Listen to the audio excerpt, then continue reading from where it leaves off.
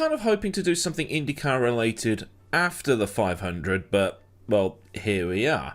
Because with just days to go until IndyCar's biggest race of the season, one of the teams was collared for cheating, and it's thrown things into a bit of disarray. For IndyCar fans, the 500 is the biggest day of their season. And I've been saying for some time now that maybe IndyCar is a bit too reliant on the 500 and just has the 500 as its own race, and then the rest of the season is just, well, filler or an afterthought because, well, they don't seem to put the same effort in for the rest of the races. Lack of promotion and so on leading to lower viewing figures, and the rest of the season just, well, seems like an afterthought. But there's no denying that the Indy 500 is a special race. It forms part of motorsport's Triple Crown, along with the 24 Hours of Le Mans and the Monaco Grand Prix. Although, with Formula 1 cars being what they are these days and Monaco becoming less and less of an occasion and more of a parade, maybe the Triple Crown should move towards being the Indy 500, 24 Hours of Le Mans and the Formula 1 World Championship. Either way, only Graham Hill has this Triple Crown. He's won it under both definitions. He's won it as the 3 individual races and as the championship and 2 individual races. Maybe the overall title needs a further rethink. Monte Carlo Rally, Indy 500 and Le Mans? Answers on a postcard. But all that aside, when it comes to the Indianapolis 500, it's treated almost as a religious gathering. It's a race steeped in tradition, and things go on the way they do simply because that's the way things have always been done. Carb Day still exists even though the cars haven't had carburetors for over 40 years or so, and the winner celebrates by drinking milk. Unless you're Emerson Fittipaldi, where you drink orange juice to promote your orange farm and then end up sending 250,000 people home very upset. Don't mess with the traditions. This is Indy. I'd have 2 cans of beer and do the Stone Cold Steve Austin thing if I won the Indy 500.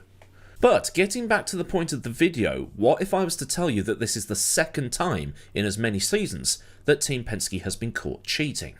Let's go back to the start of the 2024 season.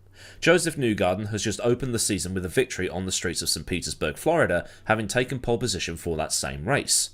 Newgarden won the race by about 8.5 seconds from Patricio O'Ward, who came second, with fellow Penske driver Scott McLaughlin coming home in third. He was about half a second behind the McLaren.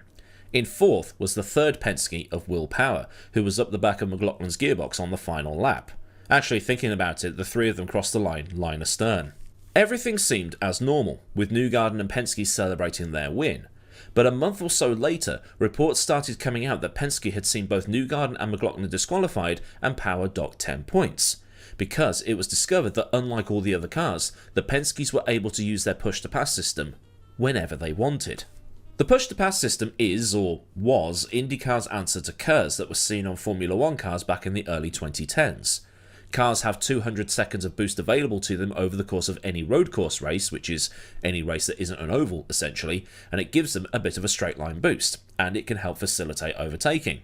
Not only that, it can also be used to defend, and the limited amount of overall boost means that it needs to be used strategically. Use it all too early and you'll have nothing left for later, and if you're fuel saving, well, you might end up using too much fuel and your strategy gets all over the place.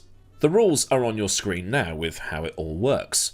It should be noted that this has since been replaced by the hybrid system, which, yeah, that's another video entirely because IndyCar seems to have balls that up royally. I think I did do a video on it when it first came out, but I'll put the F1 equivalent rules on there too, so you can compare the two, KERS versus push to pass. If you're an IndyCar guy watching me for the first time, I mostly do F1 stuff, but you might have already gathered that because of the way I speak. But it's just there for my existing audience to compare the two systems, if you follow me. The crucial part here is that push to pass can't be used on the first lap of a race, nor can it be used on the first lap after a restart. Looking at the telemetry, Newgarden and McLaughlin were using it on restarts. Newgarden more so, I think McLaughlin only used it once, while Power had the code in his ECU, but he wasn't found to have used the push to pass when he should have been able to use it, hence the 10-point deduction. Penske put it down to a line of code that was left in the ECU after testing the new hybrid systems that came later in the 2024 season. Team president Tim Cindric, who has been at Penske for a million years it seems, and also did some bits and pieces when Penske was in the Australian V8 Supercar Series, was then suspended in the wake of the scandal. As not only is he the team president and in charge of the racing operation at Penske, he's also Newgarden's race engineer. Penske apologised immediately afterwards through statements and the other standard issue bits and pieces for this infraction. Following this, Cindric and a guy called Luke Mason were suspended for the Indianapolis 500, leaving Newgarden to race without both of them in his team, on his side, whatever you want to call it. But this is the thing. While Penske took matters to ensure those who ballsed up were suspended, making sure that they at least looked like they were taking it incredibly seriously, Newgarden ended up winning the 500. Because of the existing cheating that had been discovered at St. Petersburg, Newgarden's win at the 2024 Indy 500 was looked at with some disdain from some fans. The team that had cheated in St. Petersburg had just won the biggest prize in the category. Imagine if France had won the 2010 World Cup after that Thierry Henry handball against Ireland in the qualifiers. Same energy. And now, just over 12 months later, Penske is seemingly at it again. The big shock of qualifying for the 2025 Indy 500 is that Robert Schwartzman, a rookie driving for Prema, which is in its first IndyCar season, took pole, which is an absolutely incredible achievement. But, well, the Penske stuff has kind of overshadowed that, hasn't it? But the problem started just before the Fast 12, one of the many traditions as part of the Indy 500, began. Think of it a bit like how Formula 1 has the 3-stage qualifying session. Everyone from 13th back is locked in, save for bump day if that happens, and all of that is better explained in a video I did when Alonso was famously bumped, and the remaining 12 go again. That 12 is whittled down to 6, and those remaining 6 go for pole position. So a bit like F1 qualifying, but it just takes a lot longer than an hour to complete, because, well, you can only have one person on track at any given time. But just before the Fast 12 was about to begin, Newgarden and Power's cars were collared and then dumped to the back of the field, being kicked out of the Fast 12 entirely because it had been discovered that they'd made an illegal modification to their cars. Penske had, rather than Power and Newgarden. So I'm going to explain this to you now, and I think some of you afterwards are going to be going, is that it? This is a Dallara IR18, or a Dallara DW12 running the IR18 upgrade kit, however you want to look at it.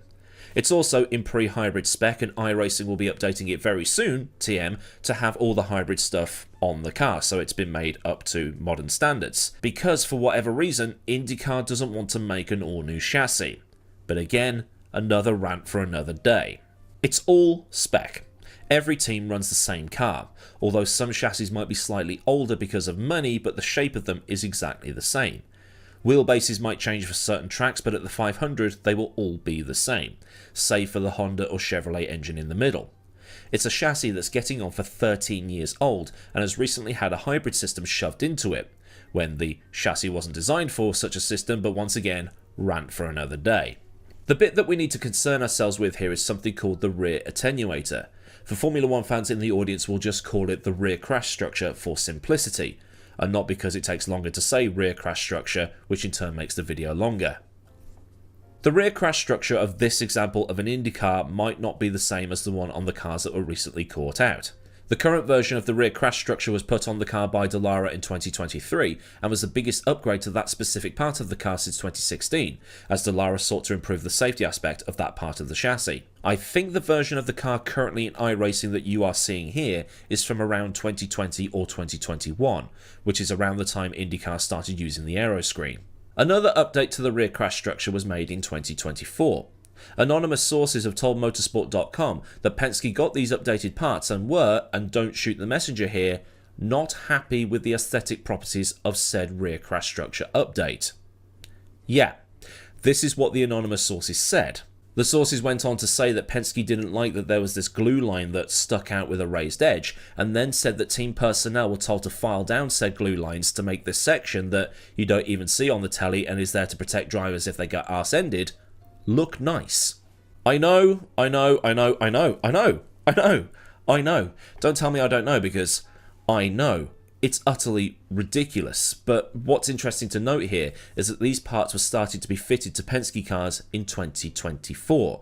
They filed things down and then coated it in sealer and then put it on the cars. You can probably see where this is going now, can't you?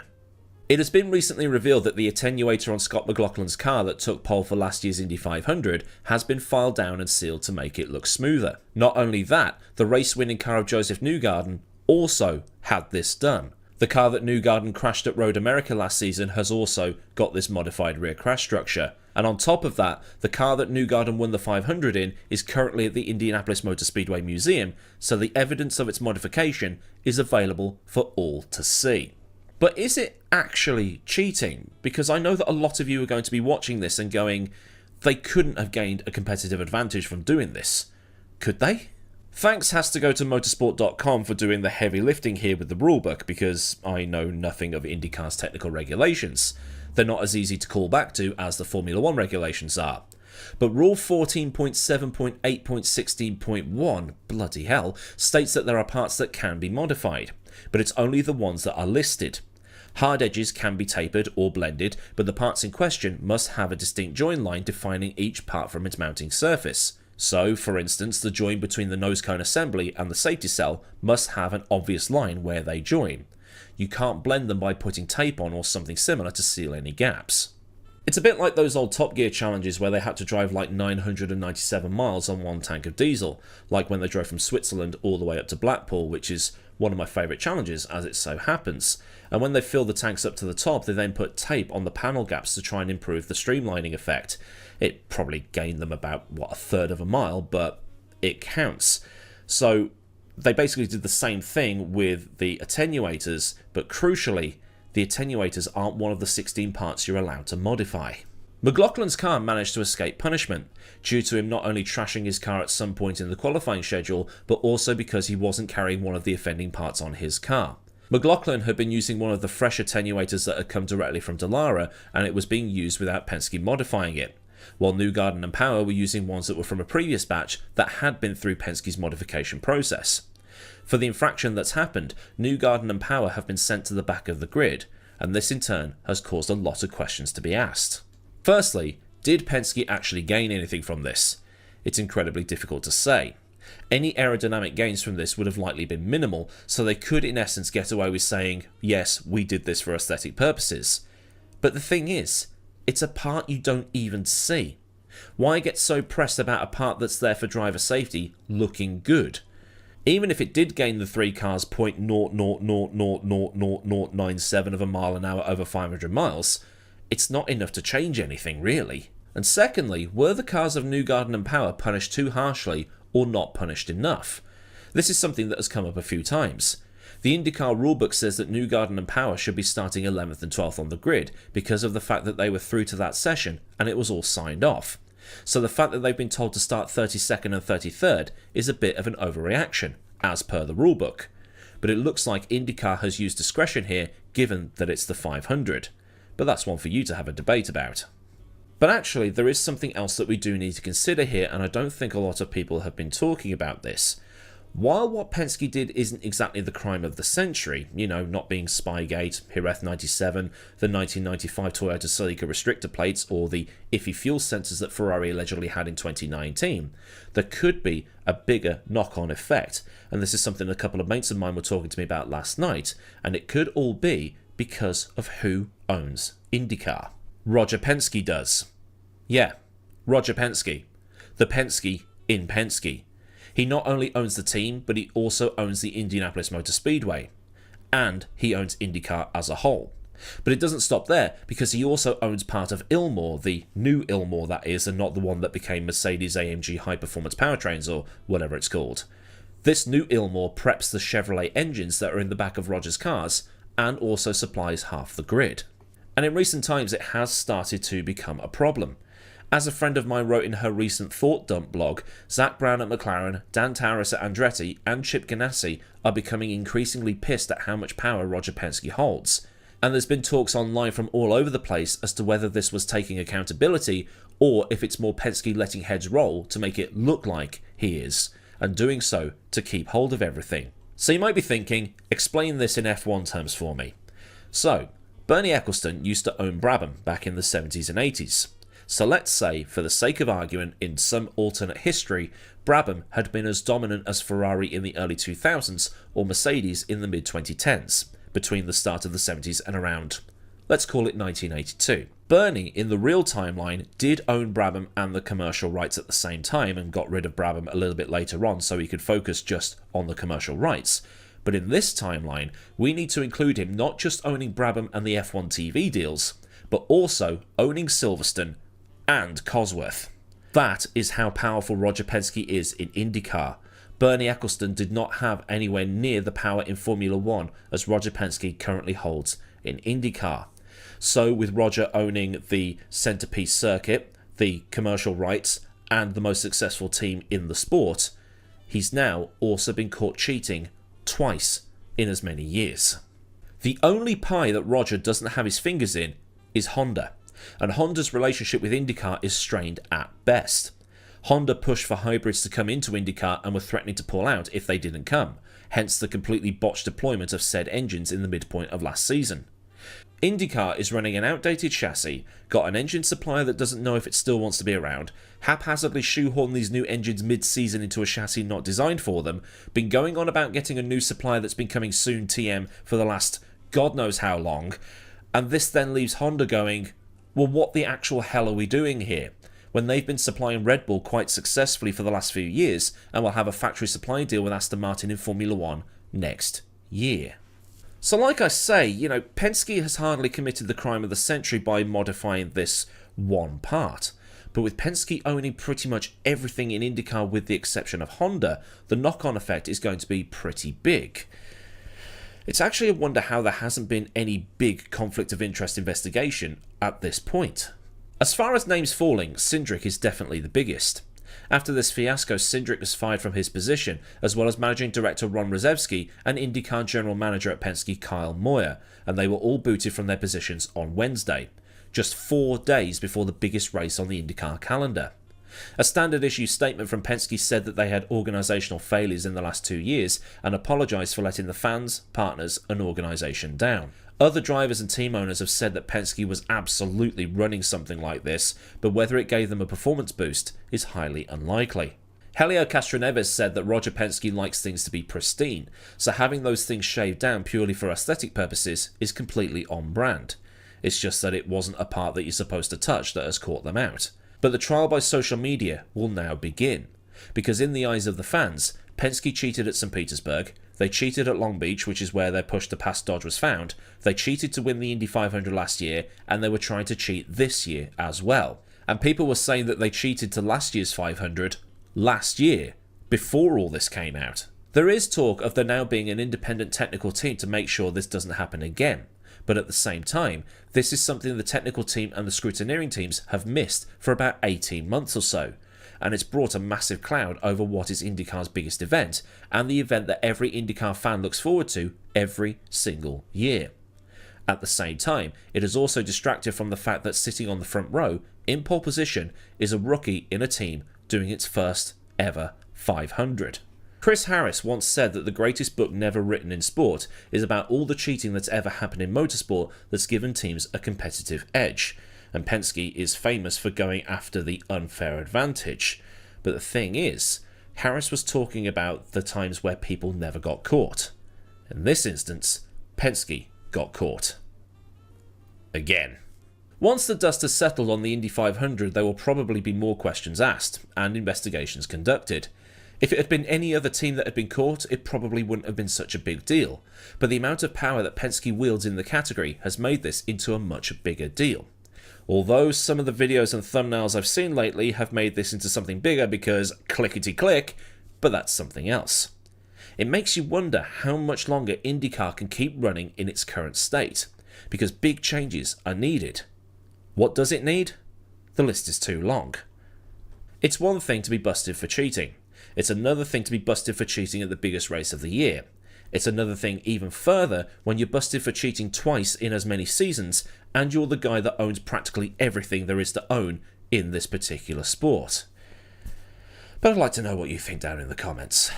So then, a look at this cheating fiasco that has erupted at the 2025 Indy 500 and opinions on where this might lead IndyCar in the future, because there's, well, already so much going on in that category that's not good. If this has been an interesting video for you and you think I made some good points, then do give the video a like so I know I did a good job. And for more stuff from this channel, get subscribed and also get the bell on so you'll always get notified whenever another video goes live, whether it's stuff like this or the motorsport history stuff. Massive thanks as ever go out to the mad lads over at Patreon for the continued support, and if you want to help contribute to the picture purchasing piggy bank or otherwise keep the lights on around here, a link to Patreon is in the description, along with a link to Discord, socials, affiliates and some other bits and bobs you might want or need to know. Well, there's super thanks if you just want to top up my coffee cup, and there's also memberships for Patreon without the Patreon. So until next time, I've been Aidan Millward, have a great day wherever you are, and goodbye.